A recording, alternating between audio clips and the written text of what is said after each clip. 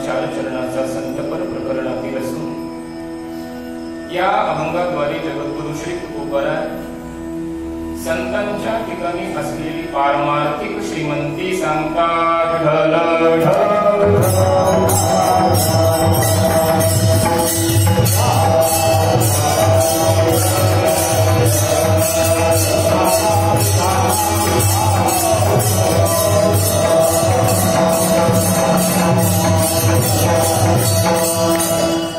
परमात्म्याच्या साधू संतांच्या कृपाशीर्वादाने त्यामध्ये पुन्हा श्रावण मास अधिकम फलम असं म्हटलंय. या दृष्टीने आपली ही परमात्म्याची वाटचाल सुरू आहे. याचं पुण्य सगळ्यांना मिळाल्याशिवाय राहणार नाही. सेवेसाठी घेतलेला अभंग हा तुकोबारायांचा चार चरणाचा संतपद प्रकरणातील आहे. या अभंगामध्ये महाराजांनी संतांची श्रीमंती सांगितलेली आहे. श्री या पदाचा आपला विचार सुरू आहे. पहिल्या गुरुवारी आपण श्री या शब्दाचे दोन अर्थ केले होते. एक आदरवाची, दुसरा मंगलवाची. संतांना मंगलाचरण केलं श्री शब्दातून आणि संतांच्या विषयीचा आदर व्यक्त केला श्री शब्दातून, असं पहिल्या दिवशी आपण चिंतन करून आलो. दुसऱ्या गुरुवारी आपण श्री या शब्दाचा व्यावहारिक ऐश्वर्य, लक्ष्मी असा सरळ रूढ्यर्थ घेतला, प्रसिद्ध अर्थ घेतला की जो आहेच आहे असा ऐश्वर्य संपन्नता असा अर्थ घेतला. आणि ही ऐश्वर्य संपन्नता व्यावहारिक ही सुद्धा संतांकडे कशी आहे या संबंधी आपण दुसऱ्या गुरुवारी चिंतन करून आलो. तिसऱ्या गुरुवारी म्हणजे मागच्या गुरुवारी आपण श्री या शब्दाचा भक्तिशास्त्रातून अर्थ केला. श्री म्हणजे काय? आपल्याकडे पापाचं दारिद्र्य आहे, त्यामुळे आपली श्री गेली. कोणतं पाप आहे याचं चिंतन आपण केलं, पुन्हा उल्लेख मी करणार नाही. हे पाप घालवण्यासाठी एक श्री असते आणि ती श्री संतांच्याकडे आहे. कोणती श्री आहे त्या संबंधी आपण भक्तिशास्त्रातून विचार केला की भक्तीला सुद्धा श्री म्हटलंय, ऐश्वर्य म्हटलंय. भगवंतालाही ऐश्वर्य, धन असं म्हटलंय. आणि भक्त, संत, महात्मा स्वतःच धन आहे. भक्त, भक्ती, भगवंत अशी त्रिपुटी रूप असणारी श्री संतांच्याकडे आहे. तुकोबारासारख्या संतांकडे भक्तरूपी श्री आहे, त्यांच्याकडे संत येत जात राहतात. त्यांच्याकडे भक्ती रूपी श्री आहे आणि त्यांच्याकडे भगवान परमात्मा रूपी श्री आहे. म्हणून श्री संतांची अशी श्री त्यांच्याकडे आहे. श्रीमंत संत असा आपण मागच्या गुरुवारी विचार केला. आजच्या गुरुवारी आपल्याला विचार करायचा आहे अध्यात्मशास्त्रातून. भक्तिशास्त्राचा विचार झाला, आज थोडस अध्यात्माकडे मी येणार आहे. अध्यात्मशास्त्रामध्ये, वेदांत शास्त्रामध्ये जी श्री सांगितली ती श्री मी आज सांगणार आहे. ती कोणती श्री आहे? विवेक, वैराग्य, शम, दम, उपरम, समाधान, तितिक्षा, श्रद्धा आणि मुमुक्षा यांना साधन चतुष्टय म्हटलंय आणि यांना संपत्ती म्हटलंय.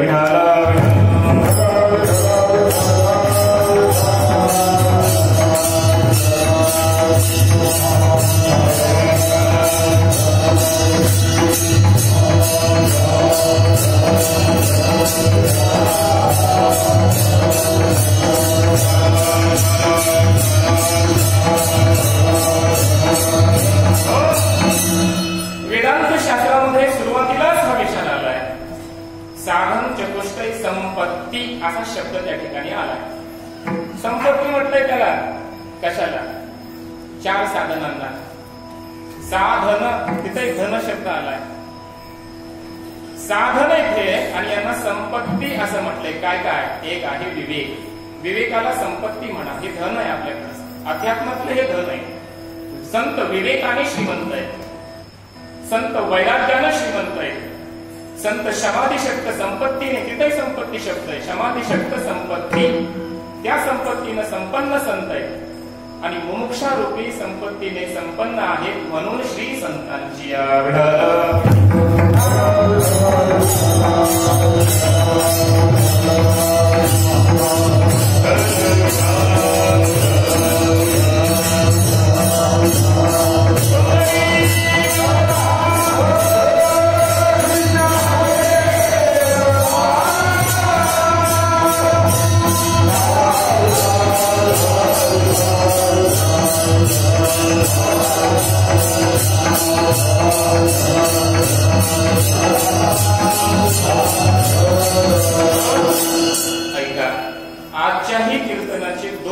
मध्ये संत श्रीमंत आहेत. ती श्री कोणती? आणि ती श्री आमच्याकडे नाही म्हणजे आम्ही दरिद्री आहे. आम्ही दरिद्री का झालो? आमच्याकडे ती श्री का नाही, कशी नाही, आणि ती कोणती श्री आमच्याकडे नाही आणि संतांकडे कोणती श्री आहे? आपलं दारिद्र्य बघा, संतांची श्रीमंती बघा. दोनच मुद्दे कीर्तनाचे. आपल्याकडं दारिद्र्य आहे विवेकाचं, आपल्याकडे दारिद्र्य आहे वैराग्याचं, आपल्याकडे दारिद्र्य आहे समाधी षटक या संपत्तीचं, आणि आपल्याकडे दारिद्र्य आहे मुमुक्षेचं म्हणजे जिज्ञासेचं.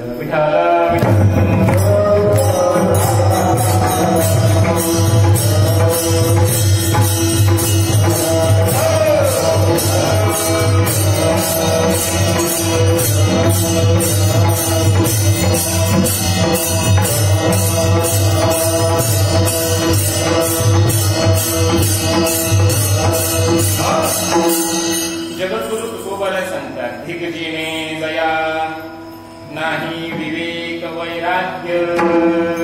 लक्षात घ्या, त्याचं जीवन धिक म्हणजे धिक्कारमय, ज्याच्याकडे विवेक वैराग्य नाही असा जो दरिद्री आहे, तुकोबाला म्हणतात त्याच्या जीवनाचा धिक्कार असतो. धिगजिने नाही विवेक वैराग्य.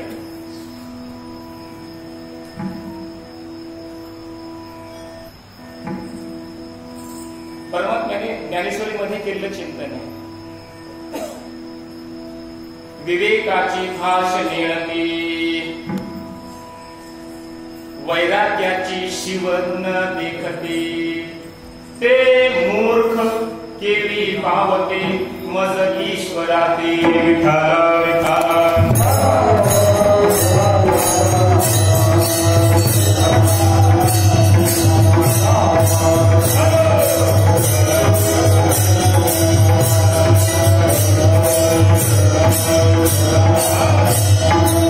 आपल्याकडे महाराज विवेक नाही, वैराग्य नाही, म्हणून परमात्मा म्हणतात हे लोक मूर्ख आहेत, ते मूर्ख, आणि ते मला कधीही प्राप्त होणार नाही. अर्थात परमात्म्याला प्राप्त करून देणारी श्री म्हणजे विवेक वैराग्य. जसं व्यवहारातल्या श्रीमंतीनं आपल्याला सुख मिळतं, समाधान मिळतं असं वाटतं, तरी व्यवहारातल्या सुख सुविधा मिळतात, संसार चांगला होतो व्यावहारिक संपत्तीनं, तसं विवेक आणि वैराग्य या संपत्तीनं परमार्थ नीटनेटका होतो. विठाला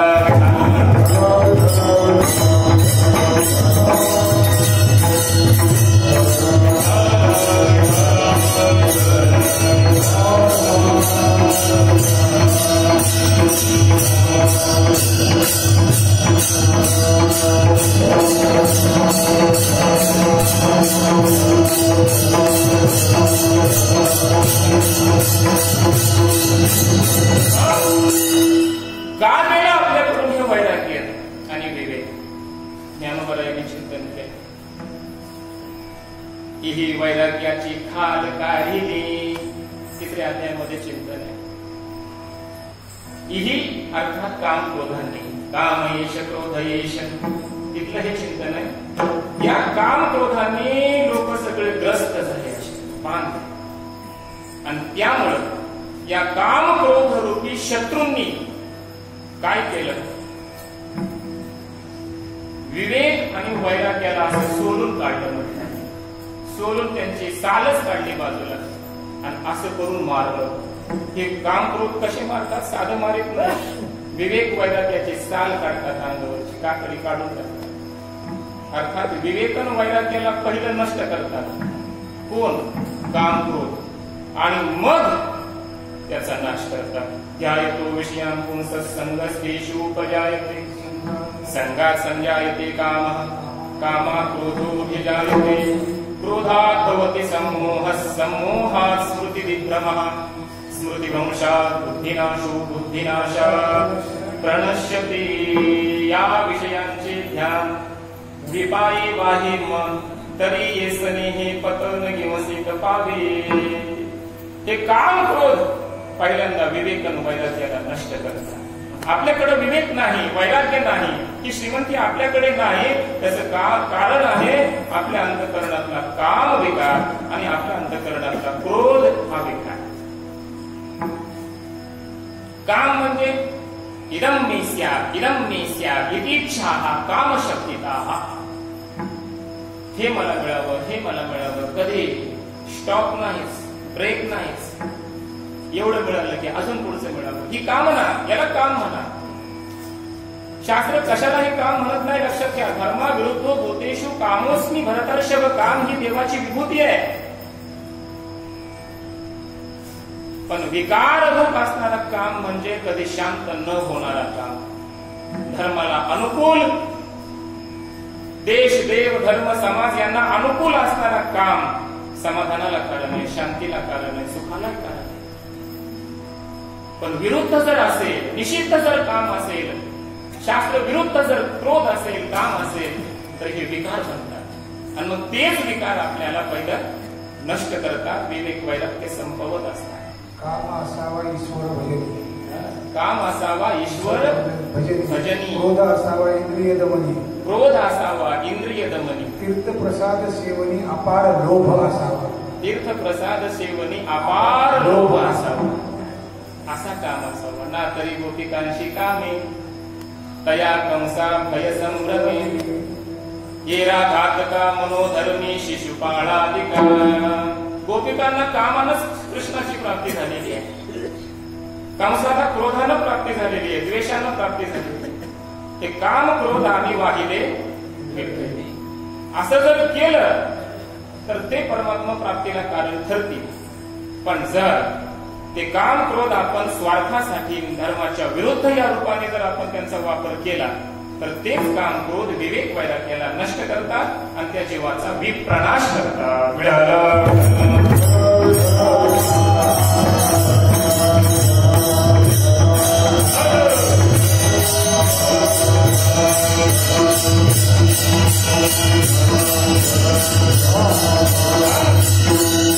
किती आदर केला महाराज विवेकाचा, ज्ञानोबरासारख्या ज्ञानी महात्म्याने. माऊली तू पहिल्या संध्यात चिंतन केलं विवेकाचं. माऊली म्हणतात, माझ हृदयी सद्गुरु जेणे तारिलो हा संसार गुरु. म्हणून विशेषे अत्यादरू विवेकावरी. जेणे हा संसार गुरु तारिलो म्हणून अत्यादरू विवेकावरी.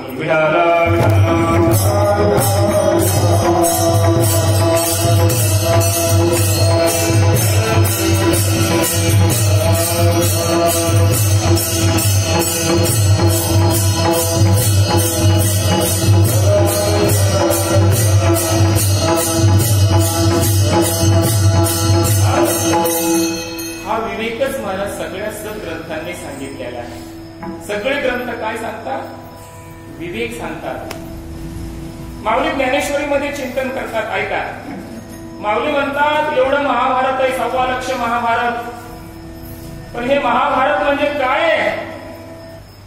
माऊलींना जे दिसतंय ते माऊली सांगते. तर महाभारताकडे बघून माऊलींना जे दिसलं भावलं ते उत्प्रेक्षाची कल्पना माऊली करतायत. नाना अवधारा कथा गहन जे सकळा कौतुका जन्मस्थान की अभिनव उद्यान विवेक तरुची.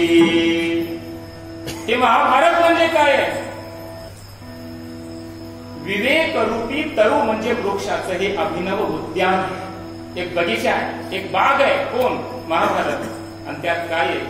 विवेक रूपी वृक्ष आहे. विढाला विढाला